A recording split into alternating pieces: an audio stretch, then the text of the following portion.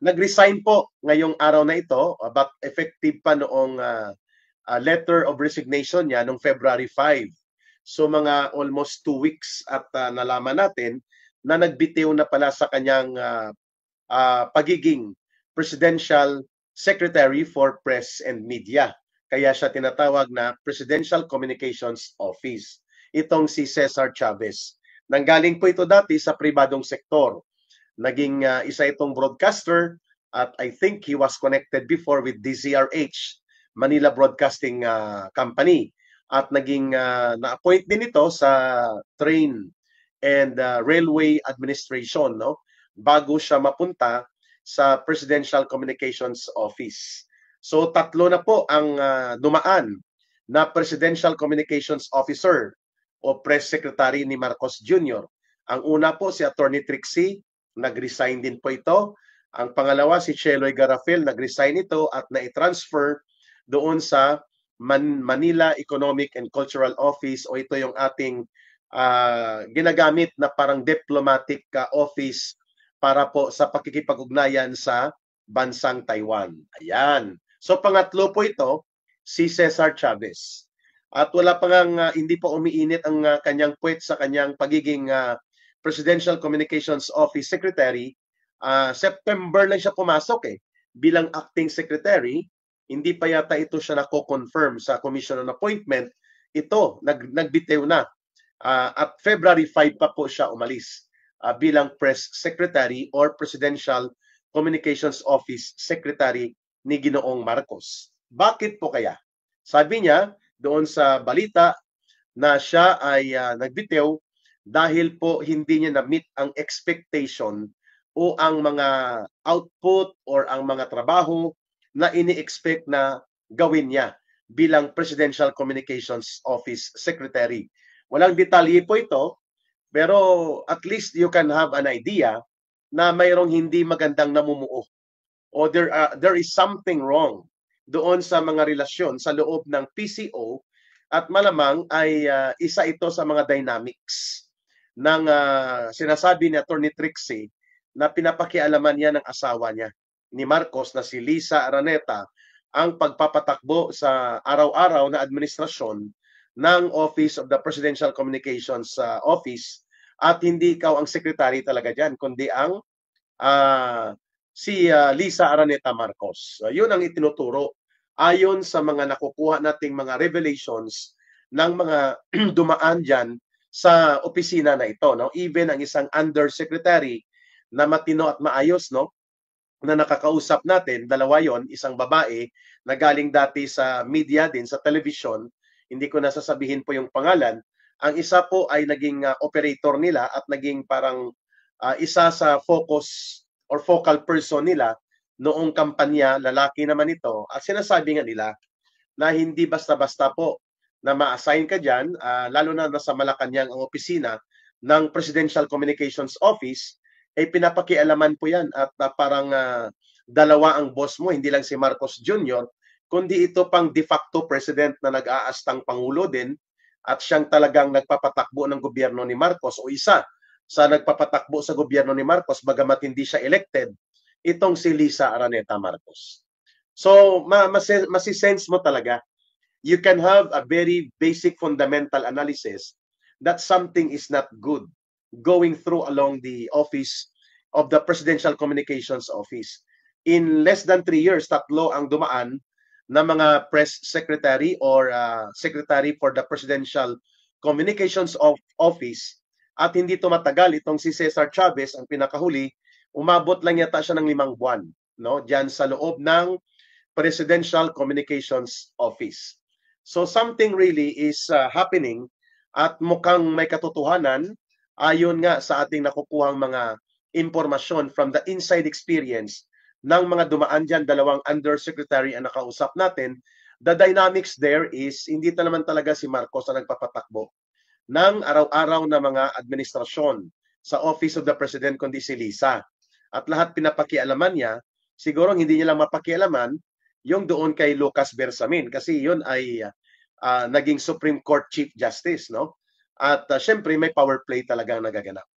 Very clear na hindi po kontrolado ni Marcos ang pagpapatakbo ng buong gobyerno sapagkat marami pong mga levers of power na gusto pong makialam na wala namang formal na kapangyarihang itinalaga o ipinagkaloob ang taong bayan. Hindi man to elected, hindi man to appointed itong si Lisa Araneta Marcos.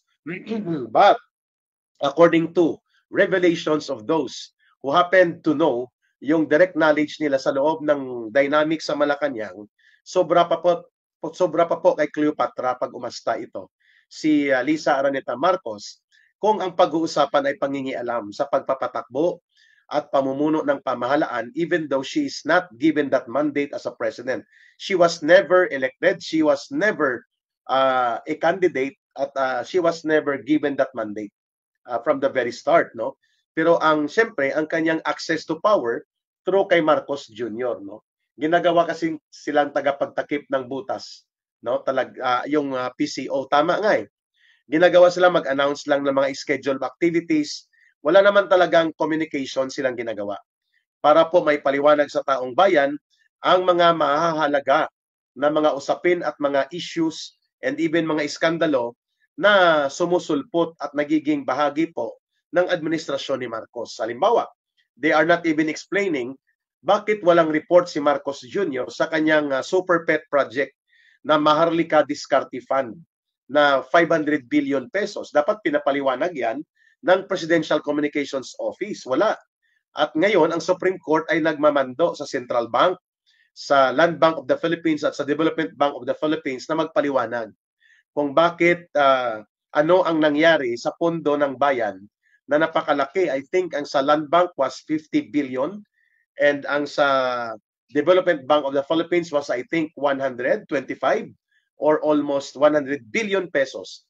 And then ang sa Central Bank pa at iba pang mga pondong pinagkuhanan ng pagtitipon para sa isang diskarte, bulok na style na kunwari ay sovereign wealth or sovereign investment fund. Ngayon, mismo ang International Monetary Fund ang nagsasabi na walang direksyon at walang kasiguruhan ang pera na inilagak po ng ating nangungunang mga government financing institutions like Land Bank of the Philippines and Development Bank of the Philippines. Alam niyo po ba na ang Land Bank ngayon ay nagbebenta po ng surety bond.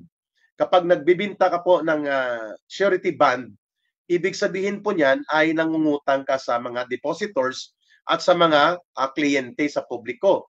Kasi ang bond na yan o yung treasury bond na sinasabi, not surety bond but treasury bond, yung treasury bond na yan ay magagamit mo yan as parang stock investment mo sa bangko. Imo-monetize mo. So pag binibili mo, nagbibigay ka o nagfo-fuse in ka. You're using infusement of capitalization sa isang institusyon and for that matter, yung land bank.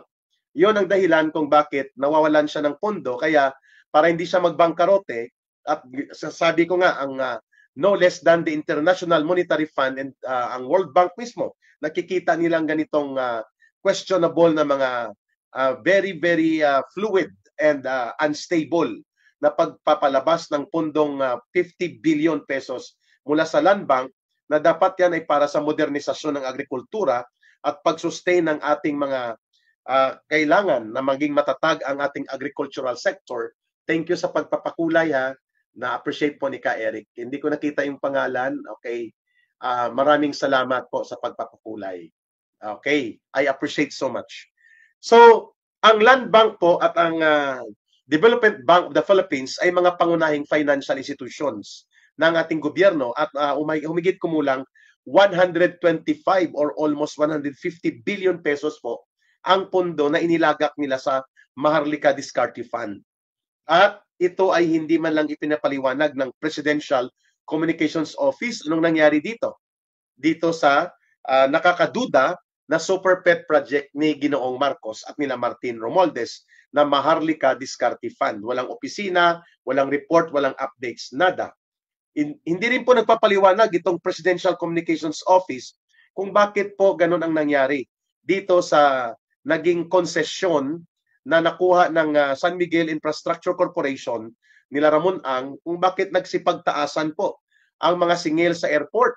mga paniningil sa mga taxi at mga airport and vehicle services sa nagtaasan ng hanggang 400 to 600% ang kanilang concession payment. Pati po sa mga stalls nagsipagtaasan. Subalit wala namang mararamdaman na solido o konkretong improvement kaagad. Akala ba natin kakapitalan ito ng isang pribadong sektor, parang public-private partnership concession sa pagitan ng San Miguel Corporation, Infrastructure Development Division at ng pamahalaan ni Marcos. Pero parang ang mga kapital nito ay taong bayan din, no? So questionably ito. Bakit walang pagpapaliwanag dito ang Presidential Communications Office? These are serious matters.